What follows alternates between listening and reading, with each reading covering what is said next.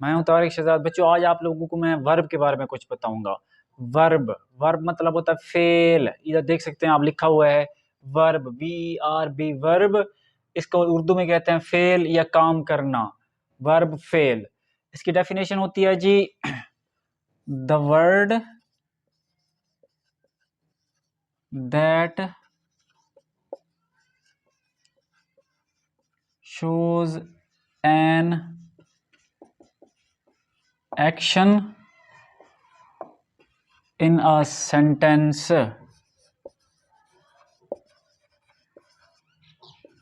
is called verb। हाँ जी, definition लिखी मैंने जी वर्ब की, the word that shows an action in a sentence is called verb. वो लफ्ज़ जो फिक्रे में वर्ब को जाहिर करे, काम को जाहिर करे, सॉरी, वो लफ्ज़ जो फिक्रे में काम को जाहिर करे, काम करने को जाहिर करे, काम के होने को जाहिर करे, उसको हम वर्ब बोलते हैं।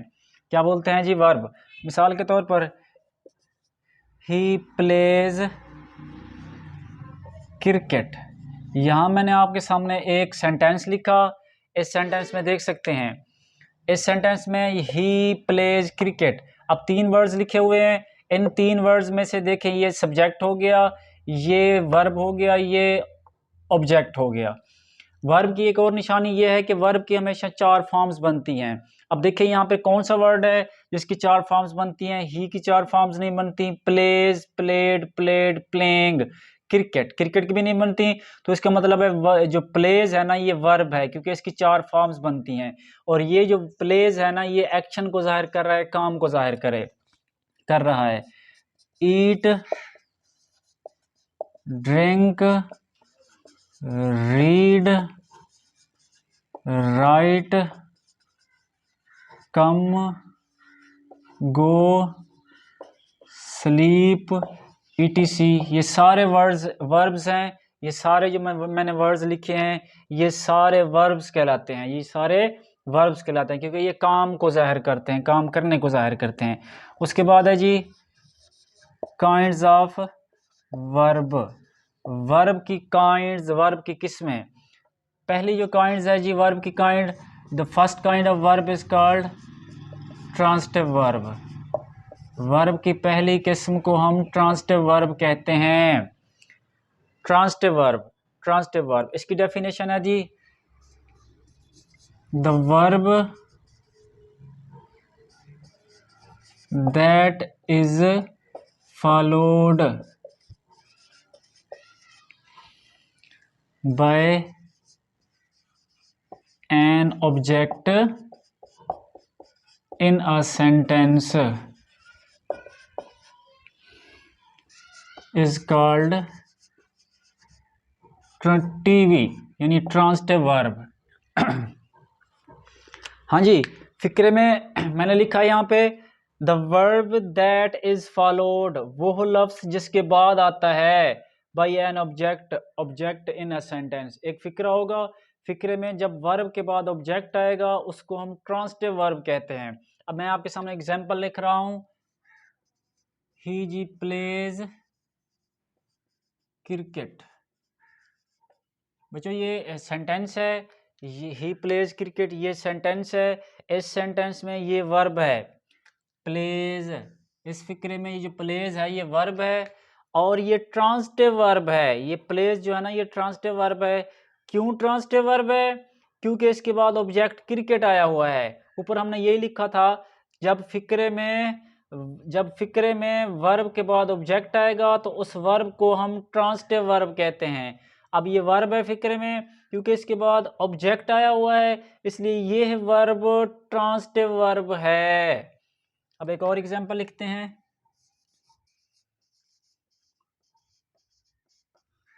We do not read a book, हम किताब नहीं पढ़ते। बेटा, ये सेंटेंस है, ये आप देख सकते हैं, ये सेंटेंस है, we do not read a book. ये सेंटेंस है, इसमें वर्ब जो है ना ये रीड है, ये रीड वर्ब है। अब ये ट्रांजिटिव वर्ब है, ये रीड जो है ना ये ट्रांजिटिव वर्ब है। क्यों? क्योंकि इस फिक्रे में इस वर्ब के बाद ऑब्जेक्ट अ बुक आया हुआ है। जब फिक्रे में वर्ब के बाद ऑब्जेक्ट है, उस वर्ब को ट्रांसिटिव वर्ब कहते हैं। उस वर्ब को क्या कहते हैं? उस वर्ब को ट्रांसिटिव वर्ब कहते हैं। उम्मीद है समझ आ गई होगी। उसके बाद है जी सेकंड काइंड ऑफ वर्ब जो है ना, वो कहलाती है जी intransitive verb. The second kind of verb is called intransitive verb.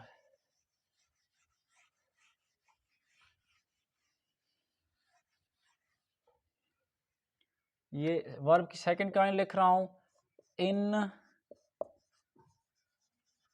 Transitive verb. अब ये उसके उलट है, the verb that is followed by an object in a sentence is called transitive verb. अब इसकी इंट्रांसिटिव आ गया, नेगेटिव हो गया, यानी कि नॉट आ जाएगा इसमें। उसकी हम यही वाली डेफिनेशन लिखेंगे लेकिन नॉट लगा देंगे। The verb that is not followed by an object in a sentence। यानी फिक्रे में वो वाला लफ्ज, वो वाला वर्ब, फिक्रे में वो वर्ब जिसके बाद ऑब्जेक्ट ना आए, उस वर्ब को हम इंट्रांसिटिव वर्ब कहते हैं। उस वर्ब को हम इंट्रांसिटिव वर्ब कहते हैं। एग्जांपल लिख रहा हूं आपके सामने, ही do not play. He do not play, फिक्र यहाँ ख़त्म हो गया। ये बच्चों सेंटेंस है, इसमें ये जो वर्ब प्ले है ये है इंट्रांसिटिव वर्ब है, क्योंकि इस वर्ब के बाद आगे ऑब्जेक्ट नहीं आया हुआ, फिक्रा वर्ब पे आके ख़त्म हो गया। अब क्योंकि इस वर्ब के बाद ऑब्जेक्ट नहीं आया हुआ, इसलिए यह वर्ब इंट्रांसिटिव वर्ब है। ये वर्ब इंट्रांसिटिव वर्ब है। एक और एग्जांपल लिखते हैं, यू राइट फास्ट। अब बच्चों ये सेंटेंस है, इसमें ये वाला जो राइट है ना, ये वर्ब है और ये है इंट्रांसिटिव वर्ब है। ये वर्ब इंट्रांसिटिव वर्ब है, क्यों? क्योंकि इस वर्ब के बाद ऑब्जेक्ट नहीं आया हुआ। ये फास्ट जो है ना, ये एडवर्ब है। एडवर्ब है, कोई और चीज़ है, उसका हमारा कंसर्न नहीं है। हमने देखना है कि फिक्रे में इस वर्ब के बाद ऑब्जेक्ट ना आए। ये जो फास्ट है ये एडवर्ब है, एडवर्ब आए तो कोई मसला नहीं है, ये फिर भी ये इंट्रांसिटिव होगा, बशर्ते कि अगर इसके बाद अगर ऑब्जेक्ट आएगा तो फिर ट्रांसिटिव होगा। इसके बाद अगर ये एडवर्ब आया हुआ है, इसलिए तब भी ये इंट्रांसिटिव वर्ब है, क्योंकि इसके बाद ऑब्जेक्ट नहीं आया हुआ, यानी किसी चीज़ का नाम नहीं आया हुआ। ये सेकंड काइंड ऑफ वर्ब है जी। फर्स्ट काइंड ऑफ वर्ब हमने पढ़ा जी ट्रांसिटिव वर्ब, जब फिक्रे में वर्ब के बाद ऑब्जेक्ट आएगा उसको ट्रांसिटिव वर्ब कहेंगे। और जब फिक्रे में वर्ब के बाद ऑब्जेक्ट नहीं आएगा, फिक्रे में वर्ब के बाद ऑब्जेक्ट नहीं आएगा, तो वो वाले वर्ब जो है ना, वो वाला ये वाला वर्ब और ये वाला वर्ब इंट्रांसिटिव है, क्योंकि इनके बाद ऑब्जेक्ट नहीं आया हुआ। तीसरी काइंड जी वर्ब की, the third kind of verb is called principal verb.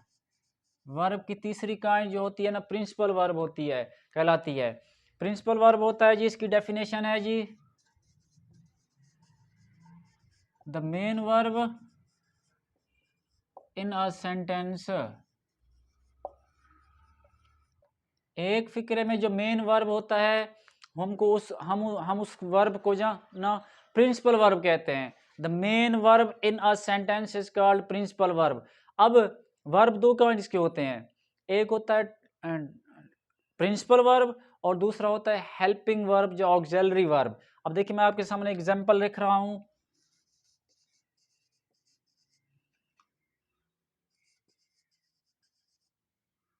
We are reading a book. अब देखें इसमें ये वाला, ये जो आर है ये भी वर्ब है, और ये जो रीडिंग है ये वाला भी वर्ब है। अब हमारा कंसर्न है, हमने देखना है प्रिंसिपल वर्ब। अब ये जो दो वर्ब लिखे हैं आपके सामने, ये इनमें से एक प्रिंसिपल वर्ब है। अब प्रिंसिपल वर्ब और जो हेल्पिंग वर्ब है उसमें फ़र्क क्या होता है? उसमें फ़र्क ये होता है कि जो प्रिंसिपल वर्ब होगा उसकी चार फॉर्म्स बन सकती हैं। प्रिंसिपल वर्ब और हेल्पिंग वर्ब में क्या फ़र्क होता है? Principal verb can be transformed into 4 forms. ठीक है जी।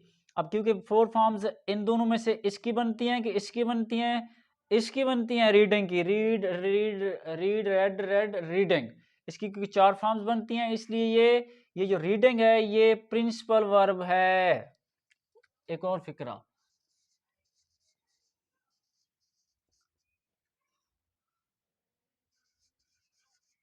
आई डू नॉट ईट एप्पल। अब बेटो बच्चों यहाँ पे ये सेंटेंस है, इसमें यह वाला भी वर्ब है और यह वाला भी वर्ब है, और हमने क्या देखना है, प्रिंसिपल वर्ब। इन दोनों में से बताना है कि प्रिंसिपल वर्ब कौन सा है।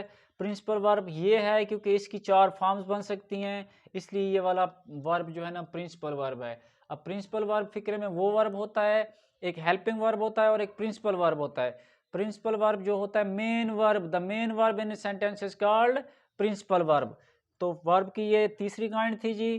पहली काइंड थी जी ट्रांसिटिव वर्ब, जब फिक्रे में वर्ब के बाद ऑब्जेक्ट आए उस वर्ब को ट्रांसिटिव वर्ब कहते हैं। और जो दूसरी काइंड है वो है इंट्रांसिटिव वर्ब, जब फिक्रे में वर्ब के बाद ऑब्जेक्ट ना आए उस वर्ब को हम इंट्रांसिटिव वर्ब कहते हैं। और जो तीसरी काइंड है जी principal verb, the main verb in sentence is called principal verb. Principal verb वो वर्ब होता है जो फिक्रे में मेन वर्ब हो। अब वर्ब की fourth kind, the fourth kind of verb is called intransitive verb. Sorry, the fourth kind of verb is called auxiliary verb.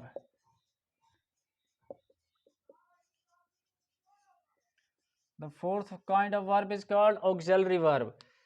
इसकी definition है जी, the helping verb in a sentence.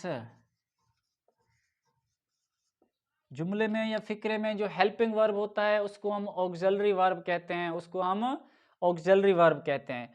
Auxiliary verb देखिए मैं आपके सामने मिसाल लिख रहा हूं, हमने ऑक्सिलरी वर्ब ढूंढना है सेंटेंस में से।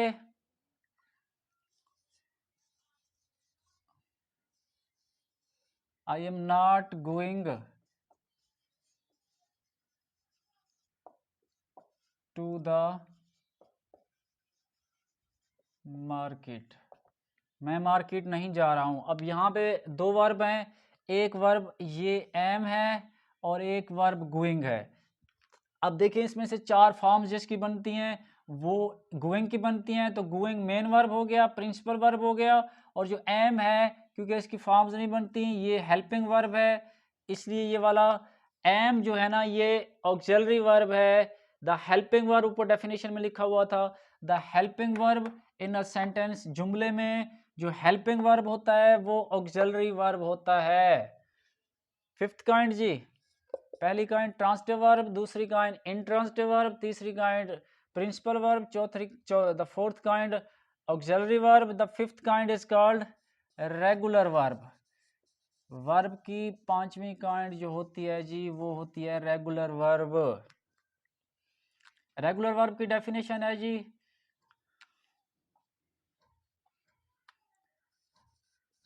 when a verb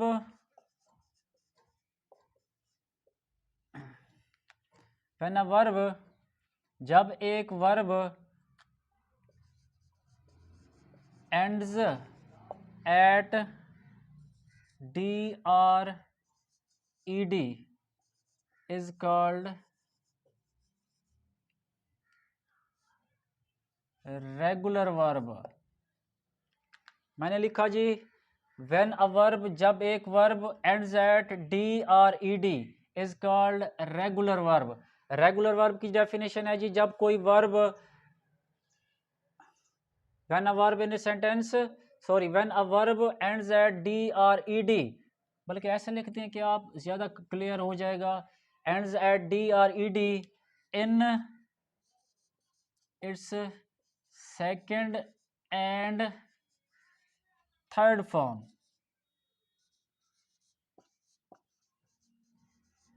regular verb की डेफिनेशन अब ज्यादा अच्छी हो गई है जी, व्हेन अ वर्ब, जब एक वर्ब एंड्स वो खत्म होता है at d-r-e-d in its second and third form, जब हम किसी वर्ब की फर्स्ट सेकंड और थर्ड फॉर्म बनाएं और उनके आखिर में डी या ईडी आ जाए तो मिसाल दे रहा हूँ आप लोगों के सामने लिख रहा हूँ जी। देखें ये प्ले वर्ब है जी, ये रेगुलर वर्ब है। क्यों? क्योंकि आप देखें इसकी सेकंड फॉर्म जब बनाएंगे प्लेड आ गया, आखिर में सेकंड फॉर्म के एंड पे ईडी आ गया। अब देखें इसकी थर्ड फॉर्म बनाए, वो भी ऐसे आता है। अब एक और एग्जांपल लिख रहा हूँ आपके सामने, आस्क्ड, देखिए एंड पे ईडी आ गया, और तीसरी फॉर्म में भी ऐसे आएगा जी ईडी, आस्क्ड। ठीक है जी। उसके बाद जी और भी बहुत सी एग्जांपल देख सकते हैं आप। अराइव लिख सकते हैं, अराइव, अराइव्ड, अराइव्ड।